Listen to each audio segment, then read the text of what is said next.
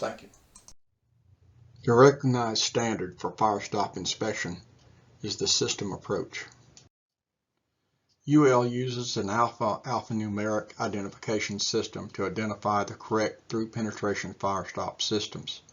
The alpha component is used to identify the assembly type being penetrated, and the numerical component is used to identify the penetration type. The first alpha component is typically used to identify specific building construction means and methods. As an example, C signifies either a floor or wall is being penetrated, or a combination to make it easier to remember. F simply signifies floor, W for wall. The second alpha component will identify the area being penetrated, or the membrane being penetrated. A are concrete floors less than or equal to 5 inches. B are concrete floors greater than 5 inches thick. And as we move on, there are some actually varied components within the system. L stands for frame walls. The numerical component will identify the penetrating item, such as it can be an open hole, or a metallic pipe, conduit, or tubing. Non-metallic pipe, PVC as an example. Cable trays, insulated piping, busways, HVAC. And there are some reserved areas also. For demonstration purposes, we will be using the UL system C-AJ-1079.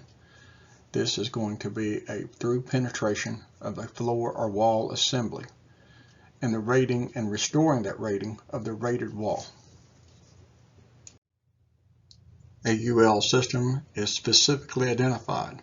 In this case, we have the initial C, followed by AJ, followed by the numerical equation 1079. In our example, the first letter C indicates that this will be concerning walls and floors. The letters AJ in the UL system sheet indicate A is concrete floors less than 5 inches thick, and J is concrete or masonry walls less than 8 inches thick. Continuing with our example, the letter 1 in the thousands place indicates that we're dealing with the metallic pipe, conduit, or tubing. The three numbers following indicate the individual system number assigned by UL. In our example, we're going to identify our wall as an 8-inch CMU. We've determined from our design plans that this wall will be identified as a 2-hour fire-resistant rating. Our penetration is going to be a 1-inch EMT conduit. Using the information from our example previously, we see that our wall assembly meets the requirement since it is an 8-inch CMU rated wall. We also see that we're allowed a conduit, nominal 4-inch or smaller electrical metallic conduit. So we have a 1-inch EMT, so we're in good shape here. Next, we will discuss head of wall assemblies. When a fire-rated wall intersects a fire-rated floor above or a roof, the International Building Code requires the joint between the wall and the floor above or roof to be a fire-resistant joint tested in accordance with ASTM E1966 or UL 2079. Again, let's review the UL system approach. Identification of UL system indicates the following. In this example, our HW stands for head of wall. The UL design will indicate movement characteristics. In this case, the D stands for dynamic, or in other words, it has movement capability. Static has no movement. This will be identified in the UL design system. As we saw in our previous example, each number in the UL system has a meaning. In this case, the 0 stands for a joint less than 2 inches. 034, the last 3 digits, as in our previous example, actually indicates the individual system number. The installed system must exactly match the UL system design provided. Note that in the UL system appearing here, the deck above, 1B, is identified as a fire-rated fluted steel deck with concrete assembly. This is not always the case. There are countless situations in which the International Building Code will require fire resistance rated walls within a building, yet the floor above or roof intersecting the top of the wall may not have a fire resistance rating. In these cases, quite often we see engineering judgments coming into play. We will discuss engineering judgments in more detail later in this program.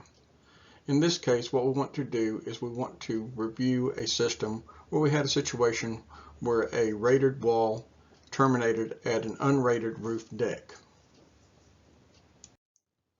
The next series of slides are from an inspection conducted in 2015. This was a school building where we had a 8-inch CMU wall that was rated at 1 hour. This wall terminated at a roof deck above. The deck had no rating to the roof assembly. The International Code Council has provided an interpretation. This is interpretation 34-8, which comes into play in this circumstance. It says that the applicable code requirements for this type of intersection are contained in the provisions regarding continuity of the specific building element under consideration. Therefore, an engineer's judgment was obtained on this particular site. This engineer judgment referenced system HWD-0034, which we previously viewed. The engineer judgment listed that the rated assembly was to be maintained all the way to the bottom of the roof deck. First step in the inspection process was to confirm that the thickness of the sprayed material met the criteria of the UL assembly. The thickness requirement was to be 1/16 of an inch thick in a dry reading, which in this case it was. The UL assembly that was provided, along with the engineering judgment, required that the mineral wool be compressed 50% and that it be extended fully across the width of the CMU wall. As can be seen here, when a section of the mineral wool was cut out, it was found that it looks like on each side of the wall there was about 2 inches of mineral wool applied and a gap of about 4 inches between. The inspector could actually feel a constant draft in that gap between the locations of the mineral wool. To say the least, this inspection failed. In addition to IBC Interpretation 34-8, several organizations have begun soliciting the UL to come up with systems approaches for this issue where you have the head of wall intersecting with a non-rated deck above. The IBC interpretation makes reference to the provisions regarding continuity of specific building elements under consideration. As is the case in many applications, Firestop is an evolving science. UL and other testing laboratories have created new categories for head of wall situations where you have a head of wall in contact with a non-rated assembly above. Other than a specific listing, engineering judgments are still the best method to address head of wall issues at this time. Beginning with the 2015 edition of the IBC, and more importantly in the 2018 edition, we have a section now that's 707.9, Voids and Intersections, that addresses the issue with head of wall a little bit better. The voids created at the intersection of a fire barrier and a non-fire resistance rated roof assembly or a non-fire resistance rated exterior wall assembly shall be filled. So fill in the blanks. How do we address the intersection created at a fire barrier and a non-fire rated assembly? Although there are many listed systems, there are some fire stopping configurations that fall outside the envelope of tested designs. It is impossible to anticipate every field condition, and these situations should certainly not be ignored by the Firestop industry. When these situations do occur, an engineering judgment is an alternative method in lieu of a tested and listed Firestop system. For use in cases where there is no listed system, for the field conditions encountered. An engineering judgment must be submitted to the building official for approval. An engineering judgment is not a substitute for a tested system, and an available tested system should always take precedent over a judgment. An engineering judgment is a solution based on the interpolation of data done by a testing agency's qualified technical personnel, a manufacturer, or by a knowledgeable registered professional engineer or fire protection engineer. Engineering judgments must be based on sound engineering practice and knowledge of both field application and the capabilities of the system components. An EJ shall not be used in lieu of tested systems when available. They may be issued only by a Firestop manufacturer's qualified technical personnel or in concert with the manufacturer by a knowledgeable registered professional engineer, fire protection engineer, or independent testing agency. EJs must be based upon interpolation of previously tested Firestop systems that are either sufficiently similar in nature or clearly bracket the conditions upon which the judgment is to be given. They must be based upon full knowledge of the elements of the construction to be protected.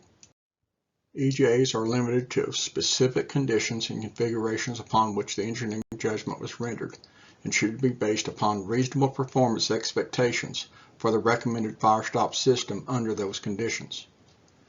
EJs are acceptable for a single specific job and project location only. What do you think about this presentation? Now, I know it's long, and I'll be honest with you, I prefer to do this in person, and if we're ever able to get with you or your group and do something in person, please let me know. You have my email address here on this screen, and you can reach out to me anytime.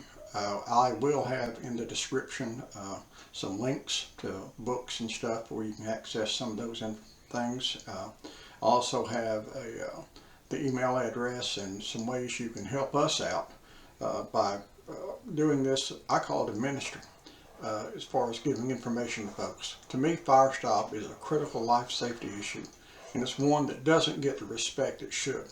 And I think if we got more people involved in this, it's going to be better for all of us, especially fire officials, building officials, code officials of all kinds, design professionals, architects, engineers. All these people need to know this stuff, and it's critical. I really think it is. I think it's a life safety issue, like I said before. So again, if you can support us in any way, we have different ways you can do that by donations. This video is being provided to you free.